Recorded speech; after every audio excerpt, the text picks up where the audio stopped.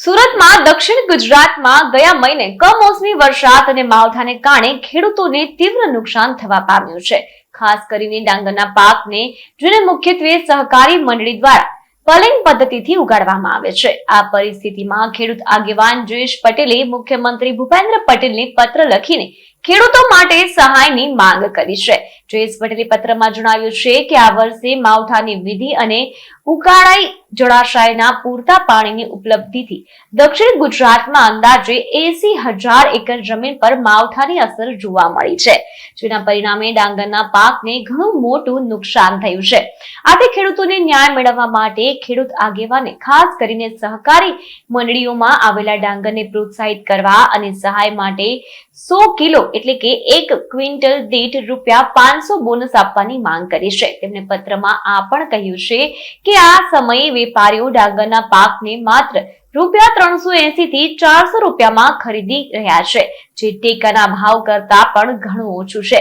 રાજ્ય સરકાર દ્વારા કૃષિ આપત્તિઓને નિવારણ અને ખેડૂતોની આવક વધારવા માટે અનેક યોજનાઓ કાર્યરત છે, પરંતુ આ વખતે મકાન બેસાડવા માટે બોનસ આપવું અત્યંત જરૂરી છે। જયેશ પટેલે મુખ્યમંત્રીને આ મુદ્દે પગલાં લેવા માટે ઉલ્લેખ કર્યો છે અને કહ્યું છે કે મકાન બેસાડવા માટે સહકારી મંડળીઓને આ બોનસ આપી ખેડૂતોને મજબૂત બનાવવાનો પ્રયાસ કરવો જોઈએ। આ પગલાં ગુજરાતના કૃષિ વિકાસ માટે અગત્યના રહી શકે છે। હવે જોઈને આ પત્ર ગુજરાતની કિસાન કટિબદ્ધતા અને રાજ્ય સરકારના કૃષિ પ્રોત્સાહન માટે મહત્વપૂર્ણ માર્ગદર્શન બની શકે છે। આ વર્ષે દક્ષિણ ગુજરાતમાં ઉકાઈ જળાશયમાં પૂરતો પાણીને કારણે ઉનાળુ ડાંગર સવિશેષ ખેડૂતોએ વાવણી કરી હતી, પણ જે રીતે મે મહિનામાં જે રીતે માવઠાની અસર થઈ ખેડૂતોને ખૂબ જ મુશ્કેલી પડી। ત્યાર પછી જે પાક આવ્યો છે ખૂબ જ સારો પાક ડાંગરનો આવ્યો છે અને લગભગ 80,000 એકરથી પણ વધારે જ્યાં દક્ષિણ ગુજરાતમાં ડાંગરનો પાક હોય અને ખાસ કરીને વર્ષોથી સહકારી પ્રવૃત્તિમાં વિશ્વાસને કારણે લગભગ 15 લાખ ગુણીથી વધારે પાક સહકારી મંડીઓમાં આવ્યો છે। પણ જે સ્થિતિ બની છે માવઠાને કારણે ડાંગરની જે સ્થિતિ બની છે, વેપારીઓ લગભગ ₹380થી માંડીને ₹400 પ્રતિમણ 20 કિલોના ભાવે ખૂબ જ શોષણથી ખેડૂતો પાસે ખરીદી કરી રહ્યા છે।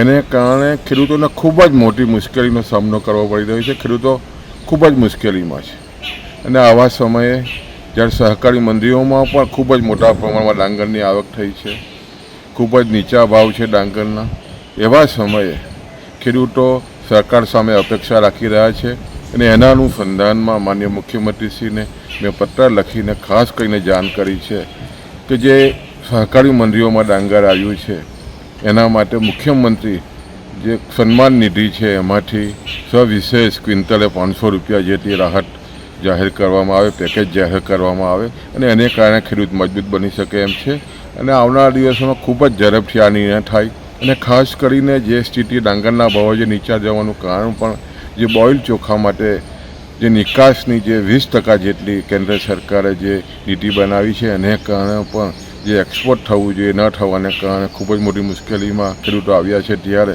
કેન્દ્ર સરકાર ભારત સરકારમાં પણ મુખ્યમંત્રી અમારી ભલામણ કરે અને 20% જેટલી જે નિકાસ માટેની જે છે એ દૂર કરવામાં આવે એવી લાગણી અમે વ્યક્ત કરી રહ્યા છીએ। અમને ચોક્કસ આશા છે કે ખેડૂતો જ્યારે દક્ષિણ ગુજરાતમાં ડાંગરના પકવતો ખેડૂત મુશ્કેલીમાં છે ત્યારે સવિશેષ પેકેજ જાહેર થાય એવી આપના માધ્યમથી અમે વિનંતી કરી રહ્યા છીએ।